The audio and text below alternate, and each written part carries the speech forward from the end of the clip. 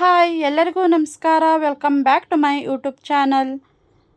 ಪೂಜಿತಾ Aryan YouTube ಚಾನಲ್ನ ಇನ್ನು ಯಾರು ಸಬ್ಸ್ಕ್ರೈಬ್ ಮಾಡ್ಕೊಂಡಿಲ್ಲ ಸಬ್ಸ್ಕ್ರೈಬ್ ಮಾಡಿಕೊಂಡು ಹಾಗೇ ಸಪೋರ್ಟ್ ಮಾಡಿ. ಈ ವಿಡಿಯೋ ಬಂದು ಶ್ರಾವಣ ಶನಿವಾರದ ವಿಡಿಯೋ ಆಗಿರುತ್ತೆ. ಈ ವಿಡಿಯೋ ನಿಮಗೆ ಇಷ್ಟ ಆದರೆ ಒಂದು ಲೈಕ್ ಮಾಡಿ, ಶೇರ್ ಮಾಡಿ, ಹಾಗೆಯೇ ಕಮೆಂಟ್ ಬಾಕ್ಸಲ್ಲಿ ಹೇಗೆ ಬಂತು ಅಂತ ತಿಳಿಸಿ. ಎಸ್ ಗೈಸ್, ವಿಡಿಯೋನ ಮಧ್ಯಾಹ್ನದಿಂದಲೇ ಸ್ಟಾರ್ಟ್ ಮಾಡಿದ್ದೀವಿ. ಶ್ರಾವಣ ಶನಿವಾರ ಆಗಿರೋದ್ರಿಂದ ಮನೆಯಲ್ಲಿ ಪೂಜೆ ಇಟ್ಕೊಂಡಿದ್ದೀವಿ. ಅದರಿಂದ ನಾಟಿ ಕೋಳಿ ಸಾಂಬಾರನ್ನ ಮಾಡ್ತಾಯಿದ್ದೀವಿ ಪೂಜೆಗೆ ಅಂತ. ಈ ರೆಸಿಪಿನ ನೀವು ಒಂದ್ಸಲ ನೋಡ್ಕೊಂಡು ಬನ್ನಿ.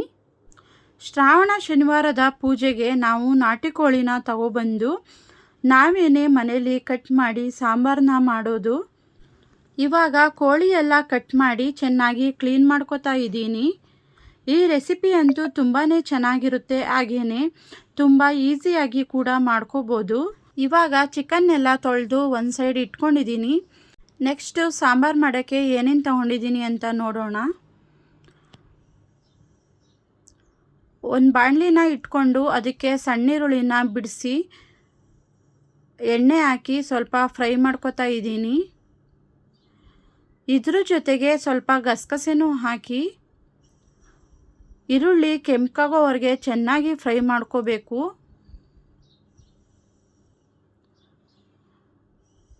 ಚಿಕನ್ ಸಾಂಬಾರನ್ನ ಮಾಡುವಾಗ ಈ ರೀತಿ ಸಣ್ಣೀರುಳ್ಳಿ ಹಾಕಿ ಮಾಡೋದ್ರಿಂದ ಸಾಂಬಾರಂತೂ ತುಂಬಾ ರುಚಿಯಾಗಿರುತ್ತೆ. ಹಾಗೆಯೇ ಯಾವುದೇ ರೀತಿಯ ಮಸಾಲೆನ ಹಾಕೋ ಅವಶ್ಯಕತೆ ಇರಲ್ಲ. ಈರುಳ್ಳಿ ಅಂತೂ ಚೆನ್ನಾಗಿ ಹುರ್ಕೋಬೇಕು. ಹುರಿದಾದ್ಮೇಲೆ ನೆಕ್ಸ್ಟು ರುಬ್ಕೊಳ್ಳೋಕ್ಕೆ ಒಂದು ಮಿಕ್ಸಿ ಜಾರ್ನ ತಗೊಂಡಿದ್ದೀನಿ. ಅದಕ್ಕೆ ಅರ್ಧ ಹೋಳನಷ್ಟು ಕಾಯಿ, ಕೊತ್ತಂಬರಿ ಸೊಪ್ಪು, ಹಾಗೆಯೇ ಒಂದು 4ರಿಂದ 5 ಟೊಮೊಟೊನ ಈ ರೀತಿ ಚಿಕ್ಕದಾಗಿ ಕಟ್ ಮಾಡಿ ಹಾಕ್ಕೊಂಡಿದ್ದೀನಿ.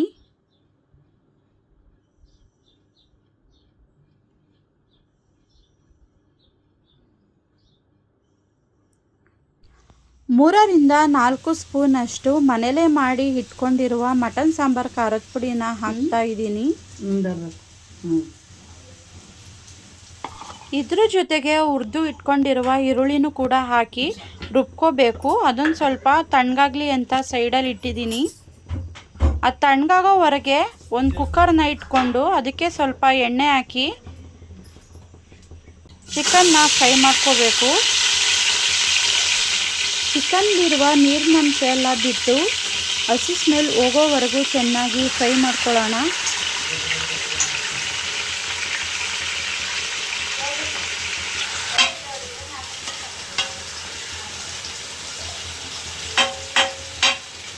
ನಂತರ ಸಣ್ಣೀರುಳ್ಳಿನೂ ಕೂಡ ಹಾಕ್ಕೊಂಡು ಮಸಾಲೆನ ರುಬ್ಕೋತಾ ಇದ್ದೀನಿ. ನೋಡಿ ಫ್ರೆಂಡ್ಸ್, ಈ ರೀತಿಯಾಗಿ ಚಿಕನ್ ನೀರೆಲ್ಲ ಬಿಟ್ಟು ಚೆನ್ನಾಗಿ ಹಿಂಗೋವರೆಗೂ ಈ ರೀತಿ ಒಂದು 20% ಬೇಯಿಸ್ಕೋಬೇಕು. ಇವಾಗ ಮಸಾಲೆ ಎಲ್ಲ ರುಬ್ಬಾಗಿದೆ. ಇದನ್ನು ಕೂಡ ಕುಕ್ಕರ್ಗೆ ಹಾಕಿ ಎಷ್ಟು ಬೇಕೋ ಅಷ್ಟು ನೀರನ್ನು ಹಾಕೋತಾ ಇದ್ದೀನಿ.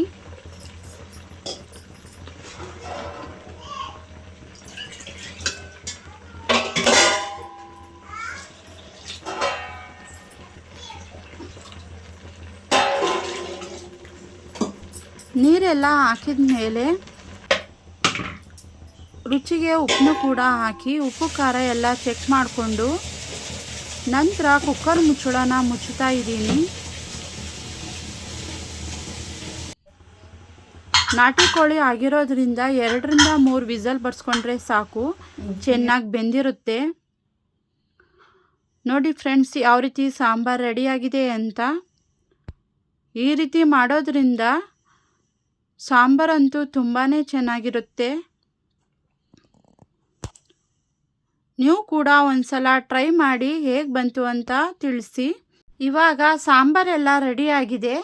ಇದ್ರ ಜೊತೆಗೆ ಸ್ವಲ್ಪ ರೈಸ್ ಮತ್ತು ಮೊಟ್ಟೆನೂ ಕೂಡ ಬೇಯಿಸಿ ಇಟ್ಕೊಂಡಿದ್ದೀವಿ. ಈ ಶ್ರಾವಣ ಬಂತು ಅಂದರೆ ಒಬ್ಬೊಬ್ಬರು ಮನೆಯಲ್ಲಿ ವೆಜ್ನ ಮಾಡಿಸಿ ಪೂಜೆನ ಮಾಡಿಸ್ತಾರೆ. ಒಬ್ಬೊಬ್ಬರು ಮನೆಯಲ್ಲಿ ಈ ರೀತಿ ನಾನ್ ವೆಜ್ನ ಮಾಡಿ ಪೂಜೆನ ಮಾಡಿಸೋದು.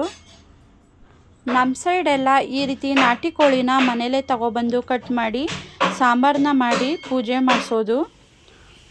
ಇವಾಗ ಪೂಜೆಗೂ ಕೂಡ ರೆಡಿ ಮಾಡ್ಕೋತಾ ಇದ್ದೀವಿ. ಪೂಜೆ ಮಾಡೋ ಜಾಗಕ್ಕೆಲ್ಲ ಈ ರೀತಿ ರಂಗೋಲೆ ಹಾಕಿ ರೆಡಿ ಮಾಡಿದ್ದೀವಿ. ಇವಾಗ ಪೂಜೆ ಮಾಡೋಕ್ಕೆ ದಾಸಯ್ಯ ಬಂದು ಎಲ್ಲನೂ ರೆಡಿ ಮಾಡ್ತಾರೆ. ಅವರು ಕೂಡ ಬಂದು ದೇವರೆಲ್ಲ ಕೂಡಿಸಿ ಈ ರೀತಿ ತುಳಸಿ ಎಲ್ಲ ಹಾಕಿ ಪೂಜೆನ ರೆಡಿ ಮಾಡ್ಕೋತಾ ಇದ್ದಾರೆ. ನಮ್ಮ ಕಡೆ ಯಾವ ರೀತಿ ಶ್ರಾವಣ ಶನಿವಾರಕ್ಕೆ ಪೂಜೆನ ಮಾಡಿಸ್ತೀವಿ ಅಂತ ನೀವು ನೋಡ್ಕೊಂಡು ಬನ್ನಿ.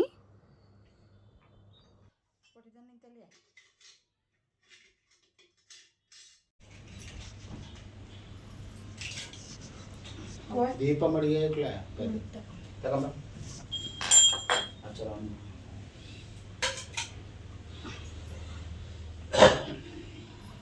ಒಂದು ಲೋಟಕ್ಕೆ 2 ಅಕ್ಕಿ ಹಾಕಂಬಮ್ಮ.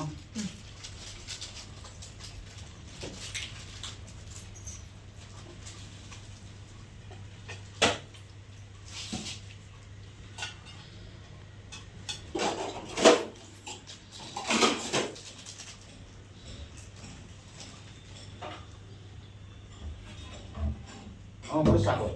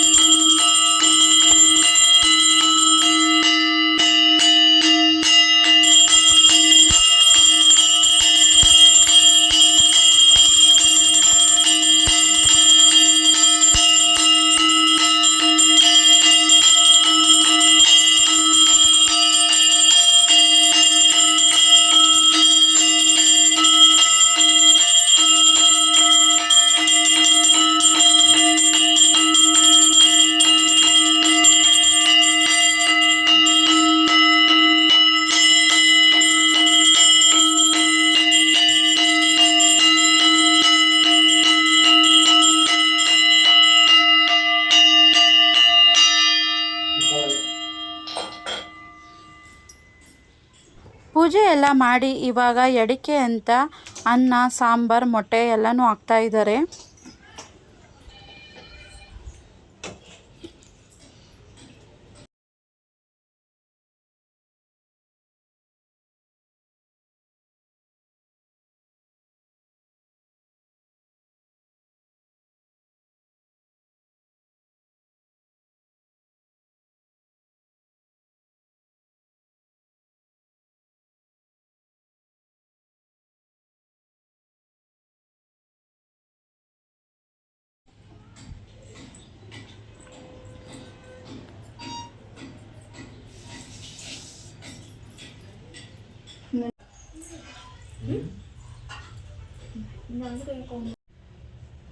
ಆಚಾರ್ಯ ಮಾಡಿ ಆಚಾರ್ಯ ಉಪ್ಪು ಪ್ರಸಾದ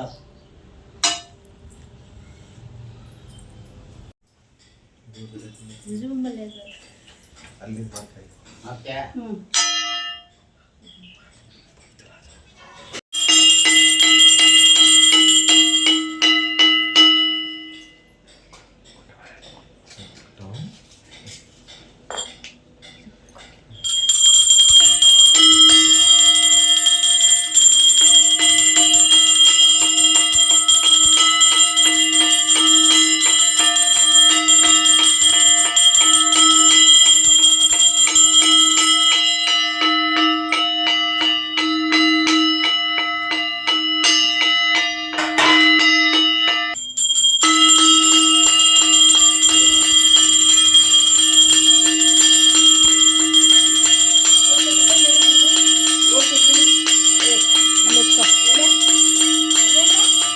ಆಕೆ ಪಾಪ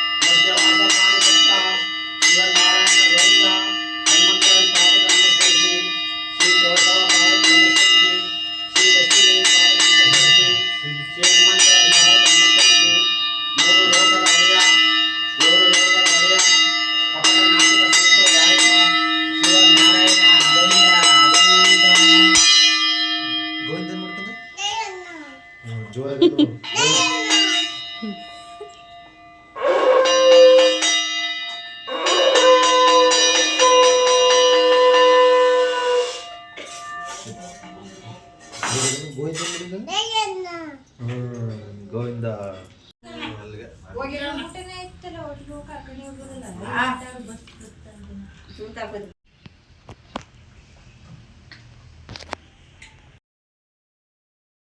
ಎಸ್ ಗೈಸ್, ಇವಾಗ ಪೂಜೆ ಎಲ್ಲ ಮುಗ್ದಿದೆ. ಈ ವಿಡಿಯೋನ ಇಲ್ಲಿಗೆ ಎಂಡ್ ಮಾಡ್ತಾ ಇದ್ದೀನಿ. ಈ ವಿಡಿಯೋ ನಿಮಗೆ ಇಷ್ಟ ಆದರೆ ಲೈಕ್ ಮಾಡಿ, ಶೇರ್ ಮಾಡಿ, ಸಬ್ಸ್ಕ್ರೈಬ್ ಮಾಡಿ, ಹಾಗೆಯೇ ಸಪೋರ್ಟ್ ಮಾಡಿ. ಐ ಹೋಪ್ ಈ ವಿಡಿಯೋ ನಿಮಗೂ ಕೂಡ ಇಷ್ಟ ಆಗುತ್ತೆ ಅಂದ್ಕೊಂಡಿದ್ದೀನಿ. Thank you for watching. Love you all.